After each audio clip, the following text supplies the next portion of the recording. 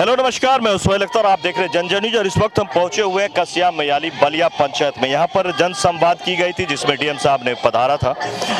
आपको बताएं कि यहां पर आज जो जन संवाद हुई थी ये 3 पंचायत इसमें थी, बलिया, गंगापुर और मदनपुर। ये 3 पंचायत के जो है यहाँ पर प्रतिनिधि के साथ साथ जनता भी इकट्ठा हुए थे जिनको सरकार में चल रही बहुत सारी योजनाओं के बारे में बताई गई। खुद डीएम मधुबनी यहाँ पहुँचे हुए थे और उन्होंने जो है अपने स्तर से सारी जानकारी दी है। ख़ास तौर से यहाँ पे अगर बात करें तो खबर थोड़ी लंबी है, पूरी देखिएगा क्योंकि आज ये खबर बहुत ही ख़ास है।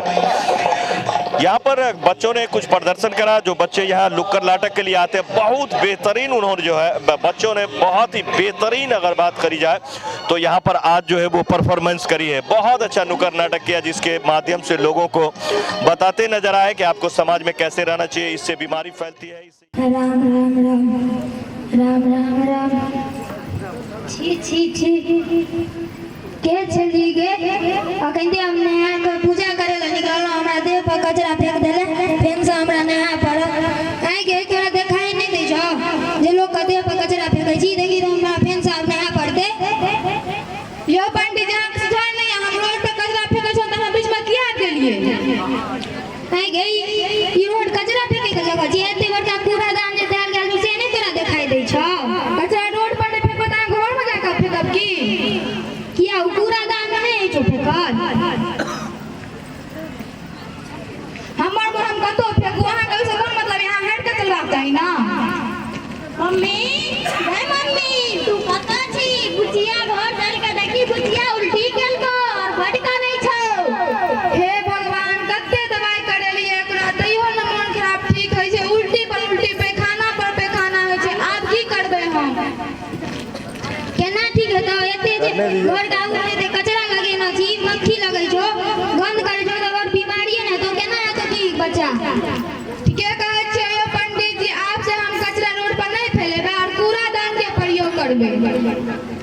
बताले झाला लगल छ जो ना ओइ बाना कथा में झाला फिर ना ले। शौचालय बनल छै लेकिन का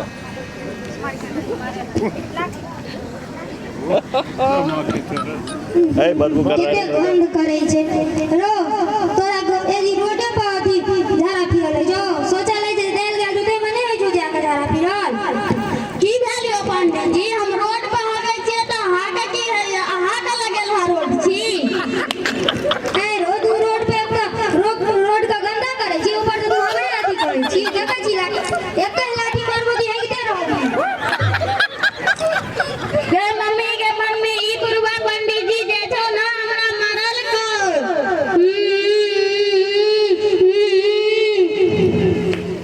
हरिया पंडित जी अहाँ सनक तनक गेलिए कि जे हम बच्चा के मार लिए, अहाँ के की जाय हम बच्चा कतो झाड़ा फिरे किया मारबो ना? रोड को जे गंदा करे छो से सरकार ने शौचालय देना छो तै में नहीं आई छो बच्चा के बैठाल। शौचालय छै त की भरियो त देते ना, ओकरा साफ करेला सरकार एतै, ओहि में त हम गोठा चिड़ी चिपड़ी कोनिया पथिया झरना रखले छिए।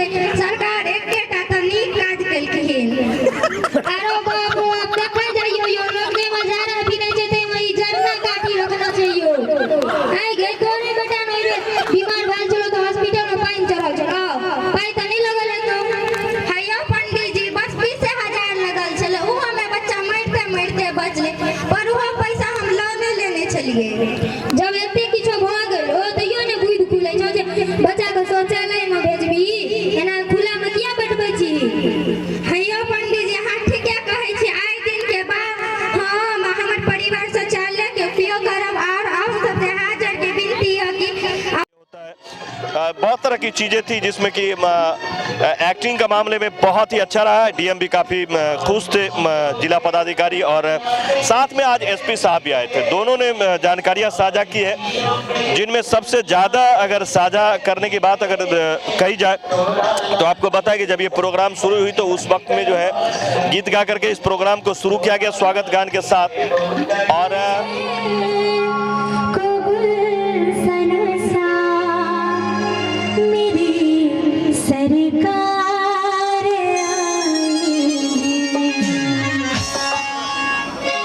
सजा दो घर तुझे सजा दो घर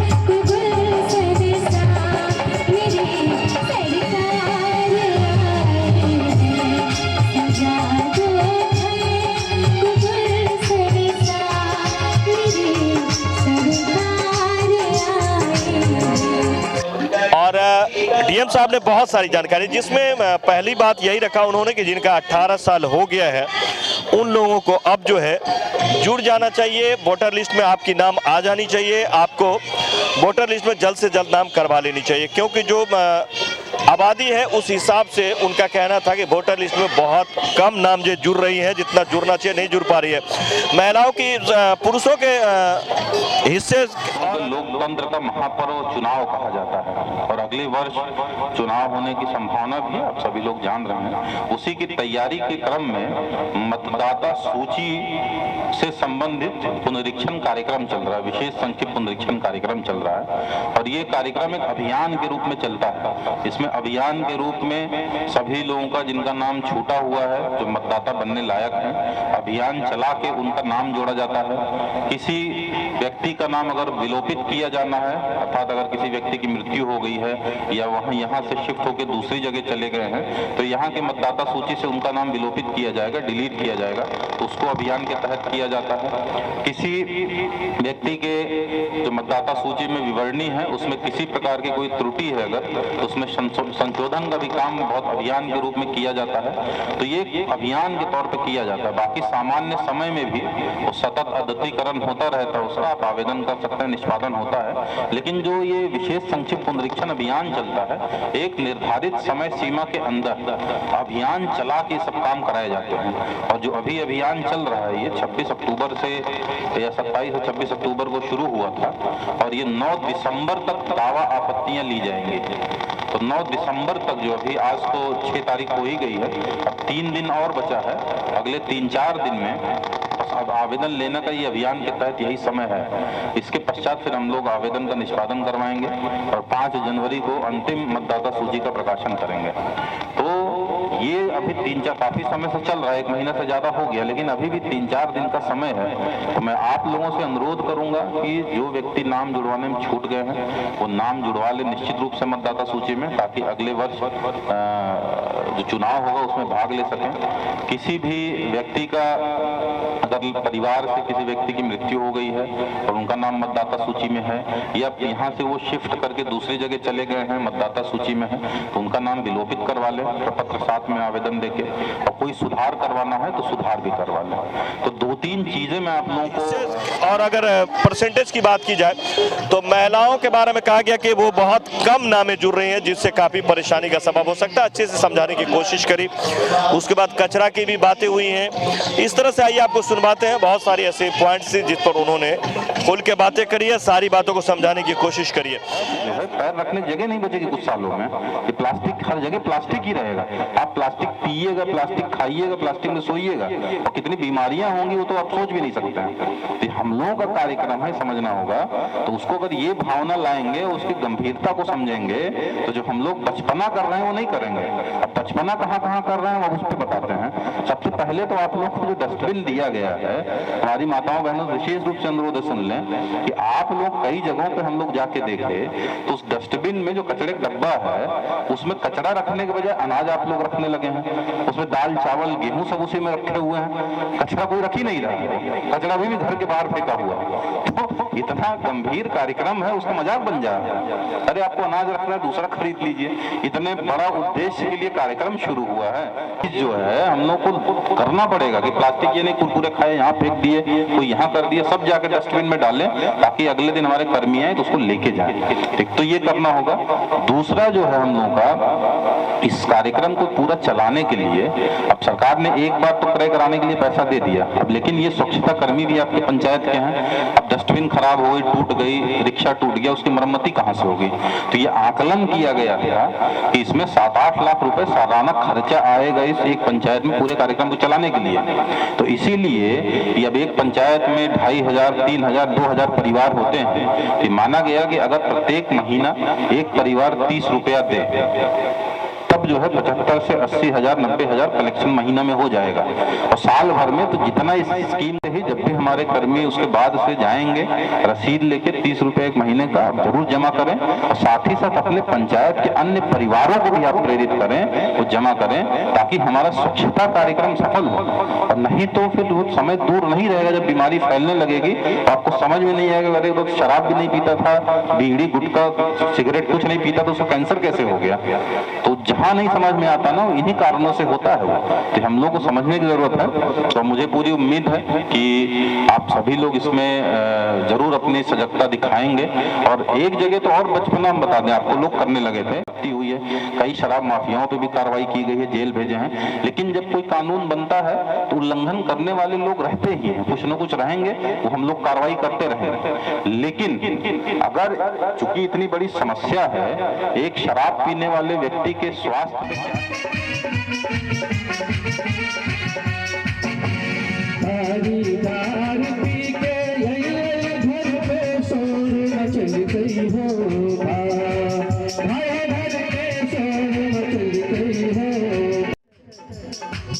लीवर खराब हो गए। डॉक्टर साहब कहाँ छिए डॉक्टर साहब? गाजा पीते पीते दम्मा के रूप ढाल के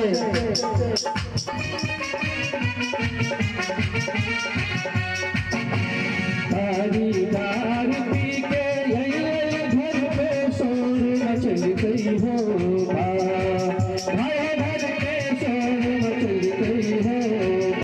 निगम क्षेत्र में पानी का जलस्तर नीचे का भूगर्भ जलस्तर इतना नीचे चला गया था कि टैंकर से हम लोग को पानी देना पड़ रहा था।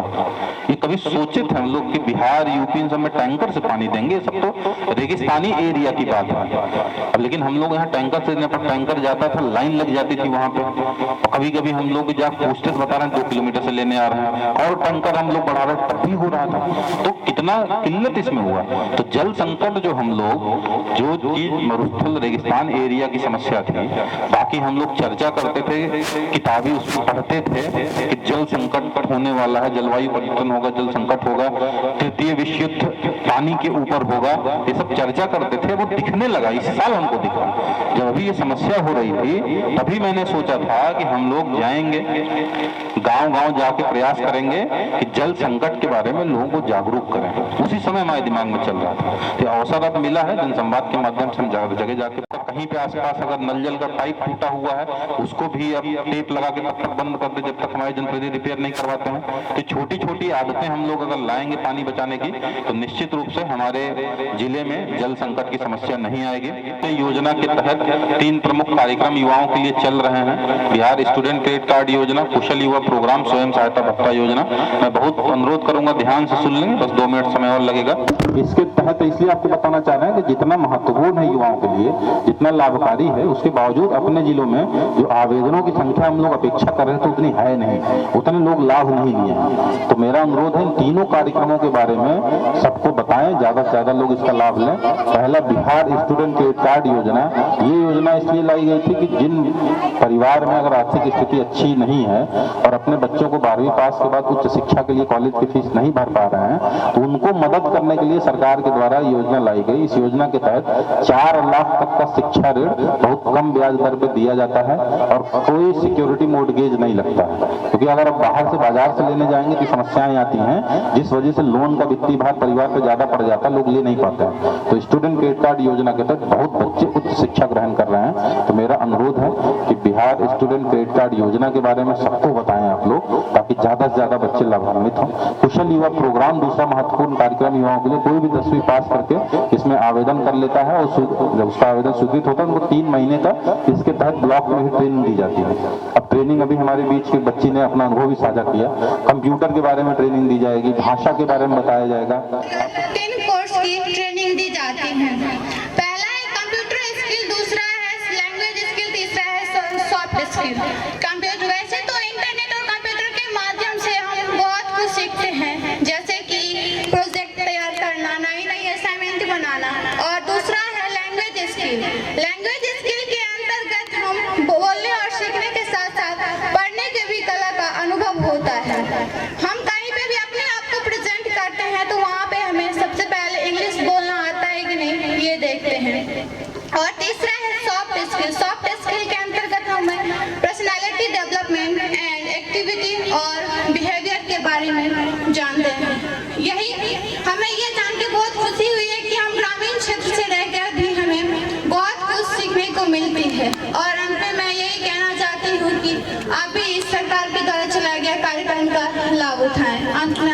एसपी को प्रणाम देती हूँ। जोरदार तालियों से आपको सॉफ्ट स्किल के बारे में, पर्सनालिटी डेवलपमेंट के बारे में बताया जाएगा। अब कंप्यूटर ज्ञान हर जगह जरूरी है, अब उसके बिना आप लोग चल नहीं सकते। चाहे सरकारी कार्यालयों में भी आप जाइए, वहाँ भी कंप्यूटर की जरूरत है, निजी क्षेत्र में जाइए वहाँ भी जरूरत है, बिजनेस करना है वहाँ भी जरूरत है।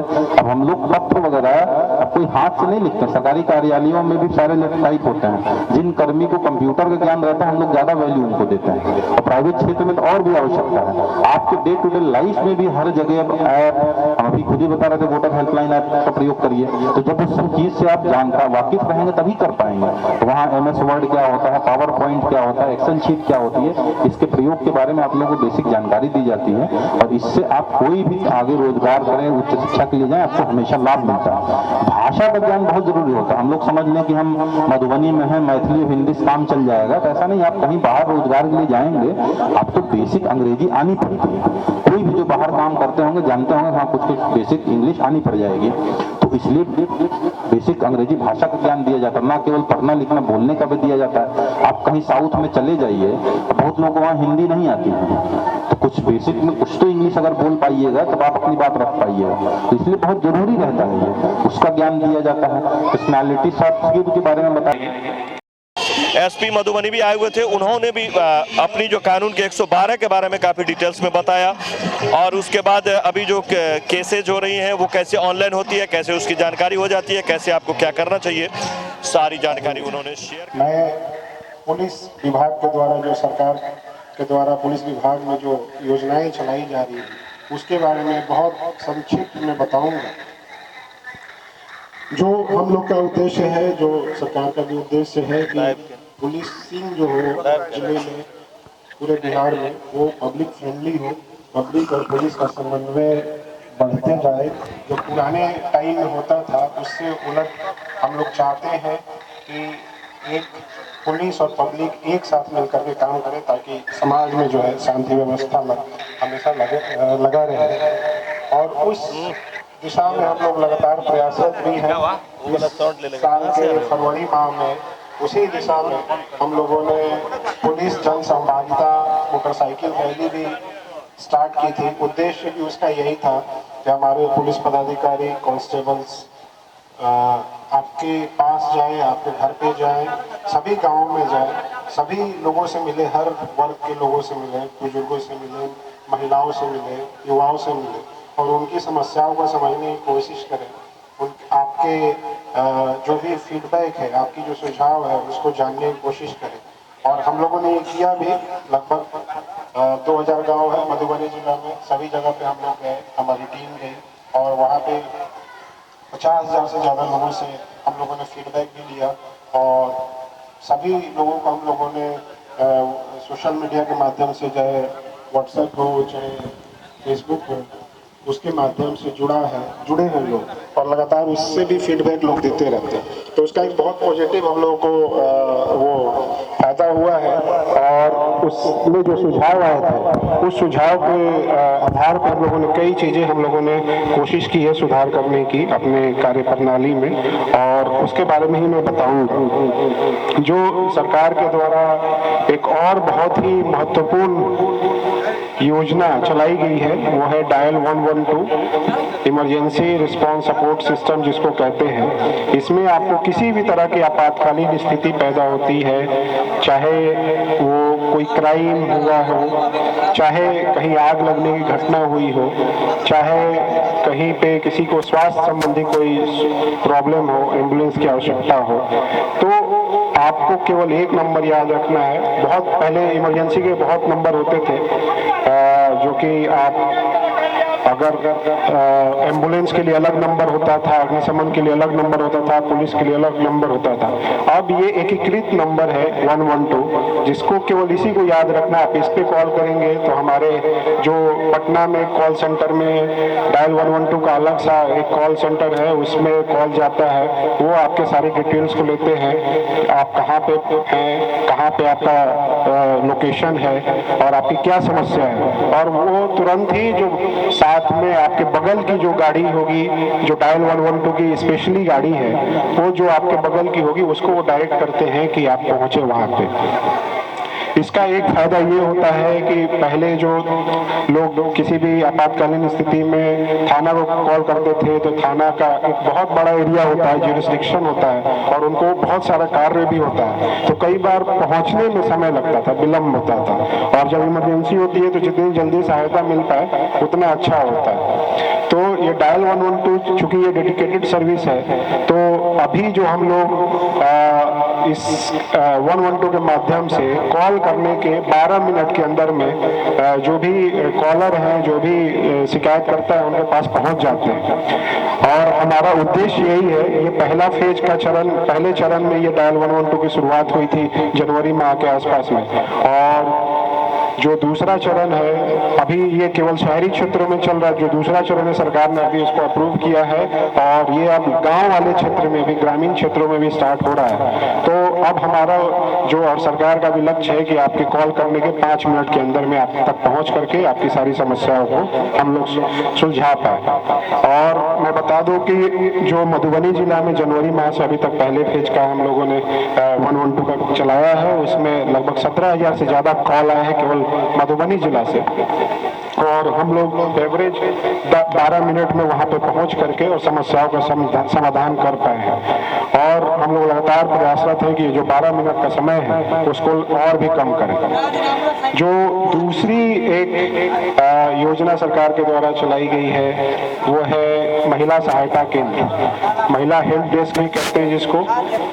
हर थाने में, मधुबनी जिला के हर थाने में महिला सहायता केंद्र का स्थापना किया गया है। उसमें एक डेडिकेटेड महिला पुलिस पदाधिकारी और महिला कांस्टेबल की पोस्टिंग की गई है। उनको अलग से सारा इक्विपमेंट दिया गया है, जैसे कंप्यूटर है, रजिस्टर है। उसका उद्देश्य यही है कि आजकल हम लोगों ने महसूस किया था कि, और ये पूरे बिहार में है कि जो पारिवारिक झगड़े हैं वो काफी अभी जो बढ़े हैं, तो उसमें लोग अब एक जो हमने देखा है खास करके जो पति पत्नी के बीच में झगड़े होते हैं या फिर और भी पारिवारिक जो झगड़े होते हैं, तो उसमें लोग आवेश में आकर के जो मुकदमा, जो कि जानकारी बहुत ही आज के लिए खास थी। तो ये प्रोग्राम काफी खास रहा क्योंकि आज डीएम और एसपी दोनों आए हुए थे और उम्मीद है कि आपने इस बातों को समझा होगा। इसमें बहुत सारी बातें हैं जो फिर बाद में भी हम खबर बनाएंगे जिसमें आपको दिखाएंगे। फिलहाल मैं सुहेल अख्तर, कैमरा पर्सन पंकज के साथ जनजन न्यूज के लिए इस वक्त में बलिया पंचायत से मिलते हैं अगले खबरों में। नमस्कार।